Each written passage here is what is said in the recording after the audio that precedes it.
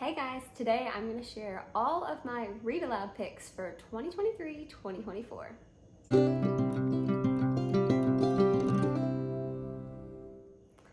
So I picked out 8 books that we are going to be reading for this school year.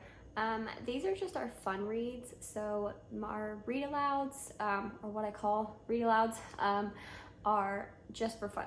They're whatever books sound interesting or I have been collecting from thrift stores, thrift books, Goodwill, yard sales, wherever. And so I looked on my shelves and resisted the temptation to go out and buy a bunch of new books for this school year. So I'm going to share my 8 picks with you. I say read aloud because my kids are 8, 7, and 3. So most of the reading we do is read aloud, whether that's for history, science, poetry, the Bible, what have you. I still do most of the reading. My 8-year-old can read on his own and he has become an avid reader, but I do most of the reading for our family. All right, so I'm going to share these and let's dig in. So if you're new here, my name's Adrian. I have been homeschooling for 4 years now. This is our fourth year homeschooling, and I am so excited that you're here. I hope that you enjoy this. If you love books like I do, then you should. All right, here's our stack of books here. In no particular order, I have The Mysterious Benedict Society.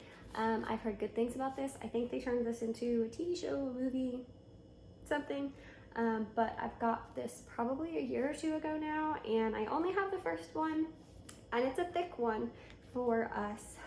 Typically we do a bit shorter read alouds, but I have heard great things about this, and I think we're going to love this. It sounds just mysterious and fun and quirky, so right up my alley anyway. I'm currently on an Agatha Christie kick, so this sounds fun for my kids.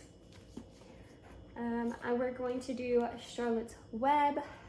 I'm really excited. I've been holding off on this until I feel like they're really going to be into it. And then I think I'll have to reread it with my 3-year-old when she gets old enough to understand it better. So Charlotte's Web, and then we will of course watch the movie.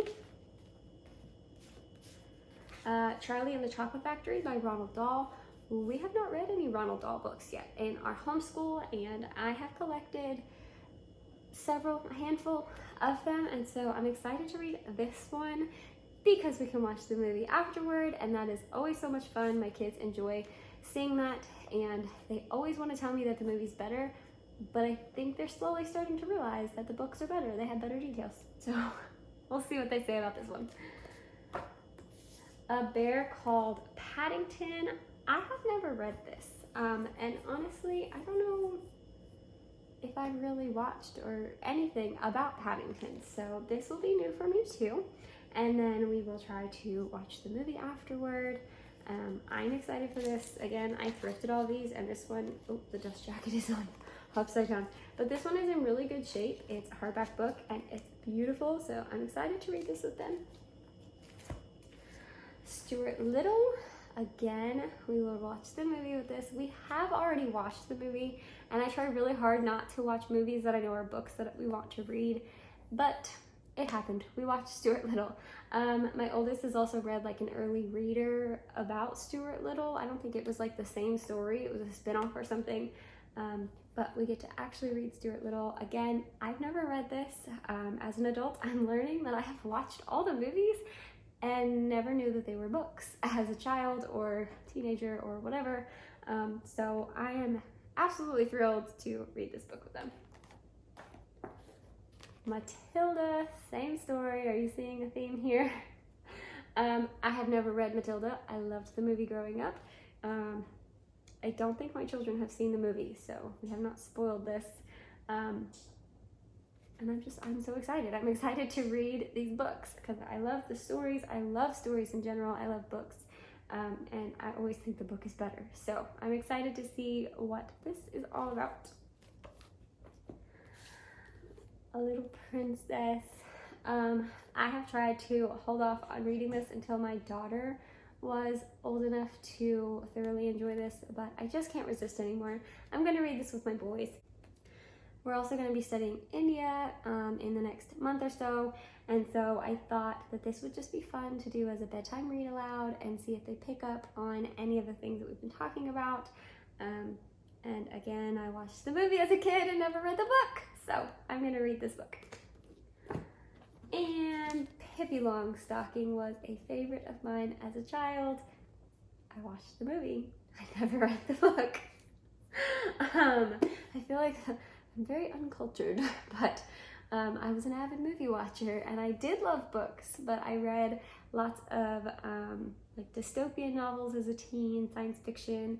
I didn't read much of the classics, and that makes me so sad. I wish I could go back and read the classics because I feel like I missed out so much, but we're gonna make up for that as an adult, and my kids thoroughly enjoy these stories, so I get to just enjoy it for myself and enjoy it with them, which just makes it more fun in general.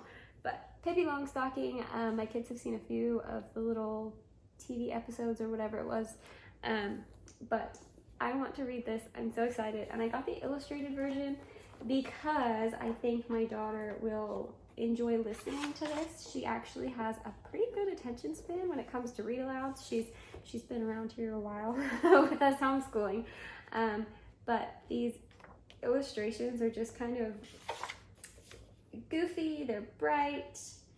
Let me find a good one here. I'm not finding good ones. Turn the camera on, you can't find anything good. There we go.